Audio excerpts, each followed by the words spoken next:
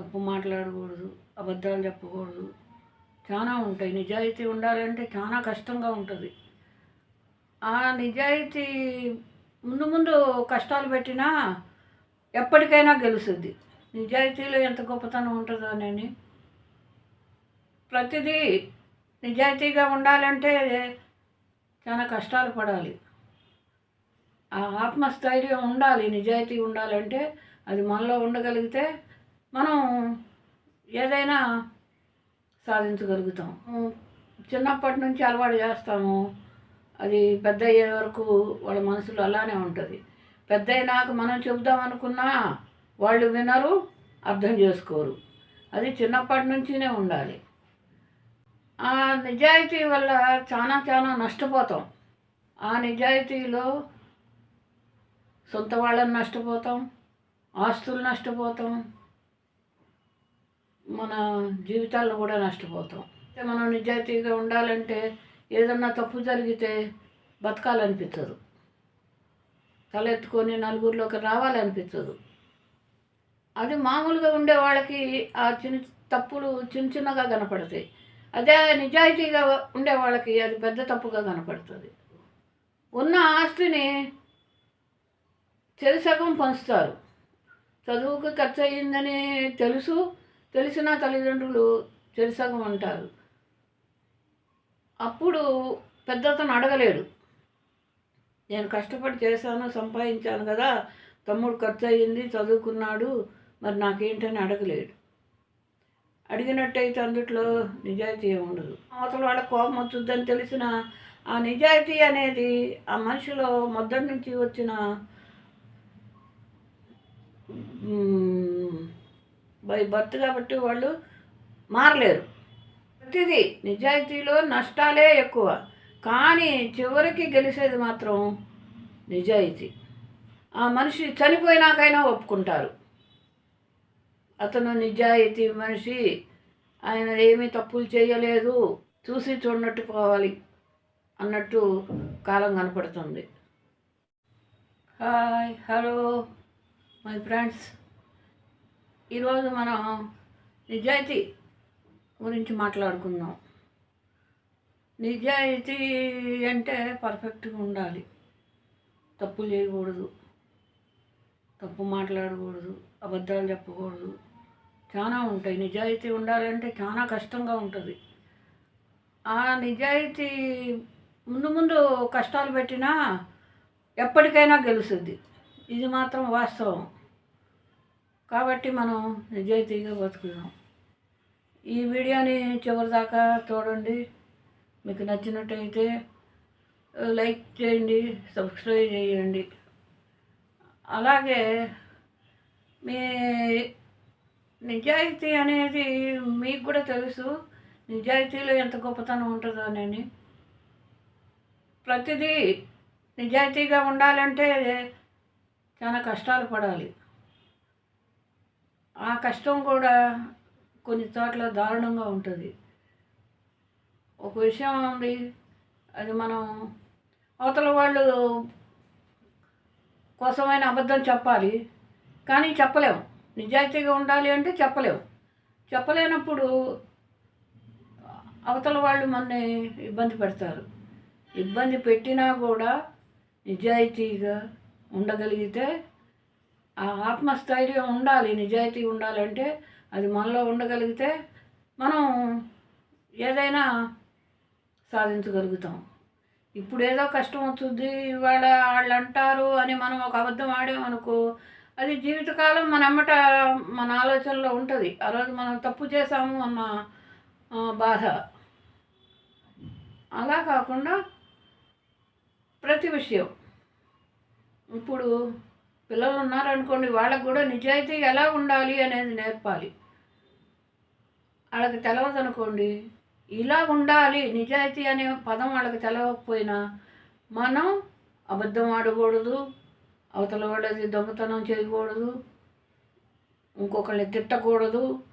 ఇలాంటి మంచి మంచి పాయింట్లు పిల్లలకి నేర్పాలి. ఎప్పుడైతే మనం చిన్నప్పటి నుంచి అలవాటు చేస్తామో అది పెద్ద అయ్యే వరకు వాళ్ళ మనసులో అలానే ఉంటుంది.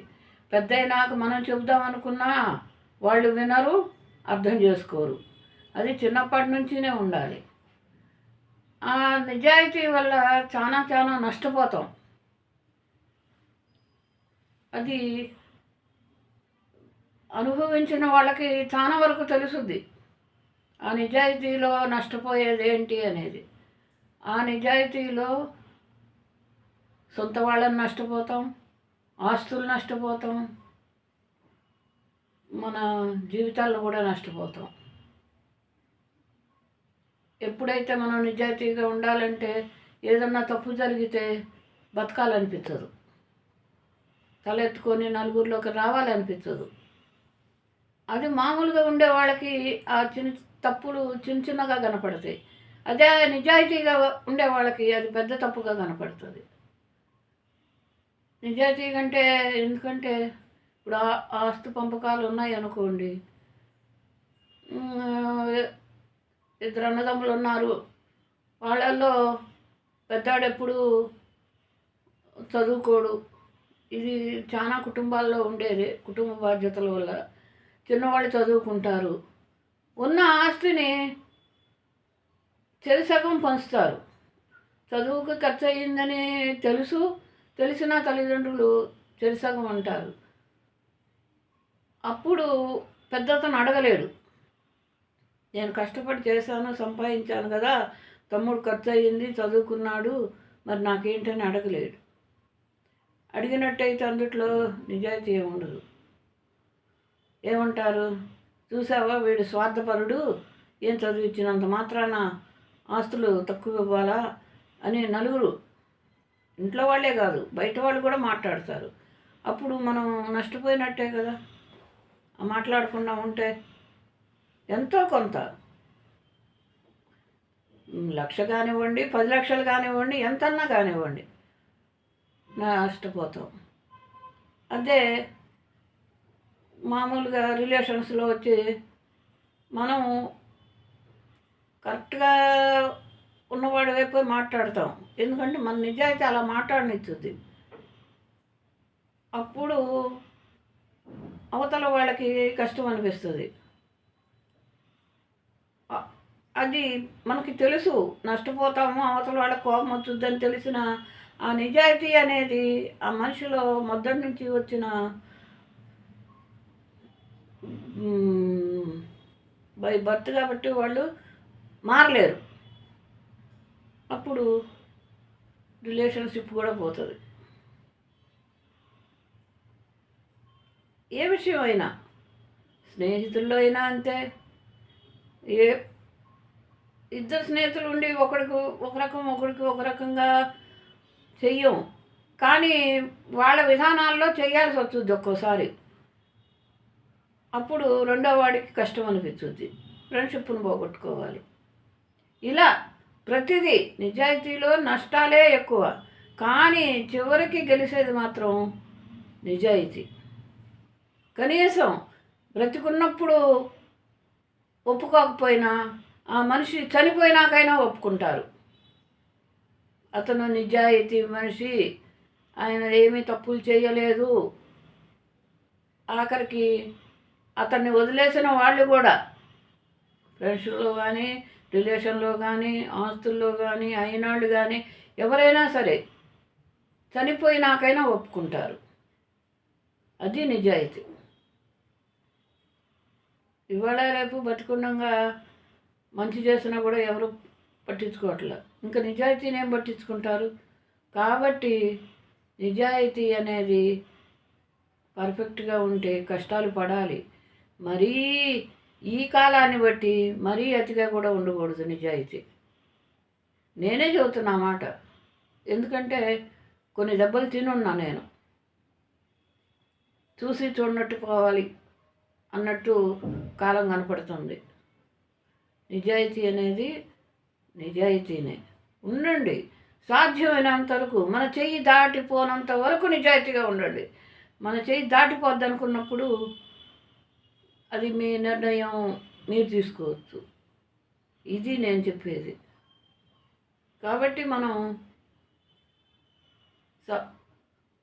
జీవితకాలం బతకటం కాదు, చనిపోయినాక కూడా జీవించాలి అనేది ఉంటే నిజాయితీ ఉండాలి. వాళ్ళు చనిపోయినాక కూడా తరాలు చెప్పుకుంటారు.